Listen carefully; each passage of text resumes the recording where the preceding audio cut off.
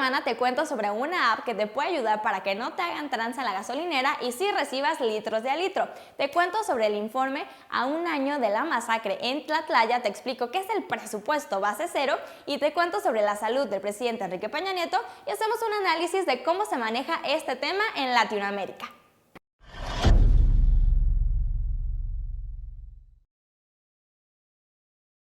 En un video anterior te conté cómo en las gasolineras de nuestro país, a base de mañas y toda una ciencia de la tranza, nos pueden estafar al momento de poner gasolina en nuestro coche.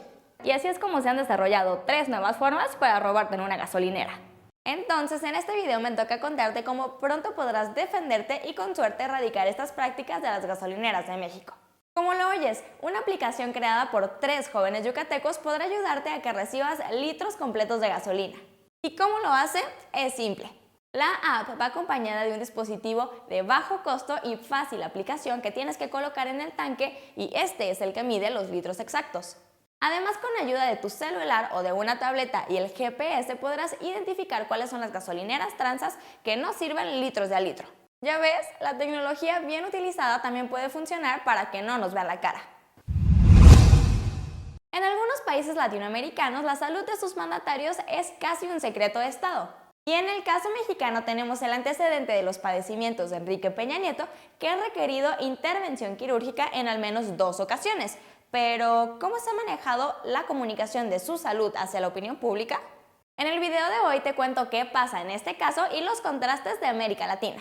En el caso de Venezuela, Hugo Chávez padecía de cáncer y él era el único que hablaba de su estado de salud, explicando que le fue detectado un tumor del tamaño de una pelota de béisbol. Chávez llegó a tachar de morbosos a todos aquellos que exigían un pronóstico médico y por lo general siempre minimizó su enfermedad, pero 20 meses después, literal, esta lo ponchó. El gobierno de Daniel Ortega en Nicaragua ha sido muy discreto en temas de salud del presidente. Hasta el momento no se ha pronunciado sobre una supuesta enfermedad que posee en la sangre, la cual no le permite estar en un evento por más de una hora. Entonces, estilo Batman, solo asiste a eventos durante la noche. Ahora, si nos trasladamos al caso de Brasil, en ese país no existe ninguna legislación que obligue a informar sobre el estado de salud del presidente. Sin embargo, el cáncer de laringe que se detectó en el expresidente Lula se trató con transparencia y eran los médicos, no el gobierno, quienes informaban al respecto. Es de los presidentes que entendió que como el amor y el dinero, el cáncer no se puede ocultar. Y en Colombia, sin secretos. Así fue como se manejó el pequeño tumor en la próstata del presidente Juan Manuel Santos, quien dio a conocer en compañía de su médico su estado de salud y después de la cirugía se entregó un parte diario sobre su estado de salud.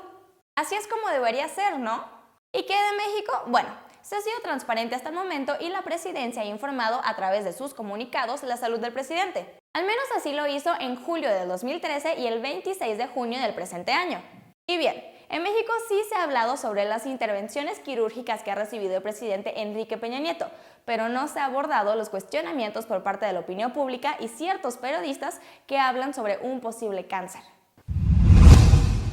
Imagina que vives en un país donde una de las medidas para mitigar el mal desempeño económico es reducir los gastos en programas de gobierno. Y no vamos a entrar en detalles si este es un error más o no de la actual administración. Simplemente asumamos que es la decisión correcta y que a esto se le llama presupuesto base.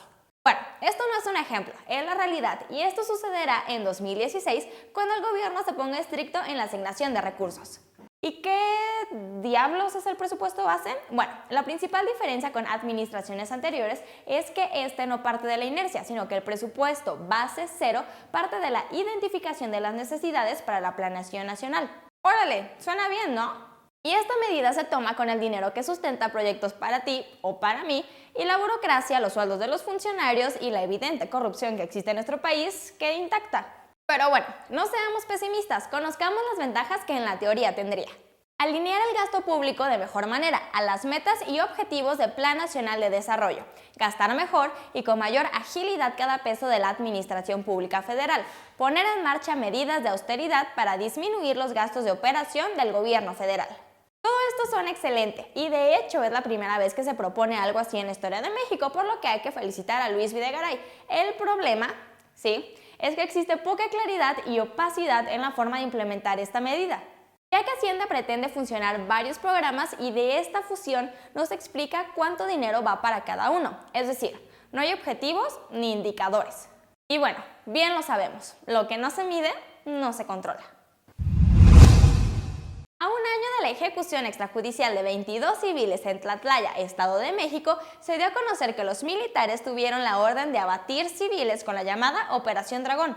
Lo anterior es una prueba fehaciente de la necesidad de investigar la responsabilidad institucional de la Sedena ante la comisión de graves violaciones a los derechos humanos, como señaló el Centro de Derechos Humanos Miguel Agustín Pro Juárez. En la orden de relevo de la base de operaciones de San Antonio del Rosario se lee: las tropas deberán operar en la noche en forma masiva y en el día reducir la actividad a fin de abatir delincuentes en horas de oscuridad, ya que el mayor número de delitos se comete en ese horario. Traducción: somos el ejército y tenemos el derecho de matar a civiles por la noche, ya después que se investigue si son delincuentes. Tal cual, el hecho es gravísimo y por eso el Centro PROD pide que se hagan públicos todos los documentos que integren la llamada Operación Dragón y que se cite a comparecer en el fuero civil a todas las posibles autoridades militares responsables.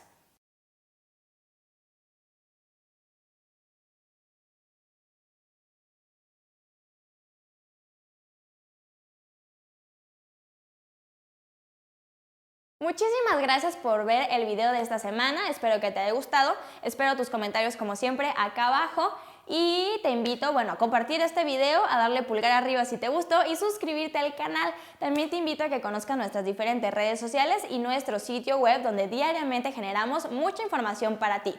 Te recuerdo los horarios de los videos, todos los lunes y todos los jueves a las 6 de la tarde, así que no te los pierdas y nos vemos la siguiente semana. Chávez.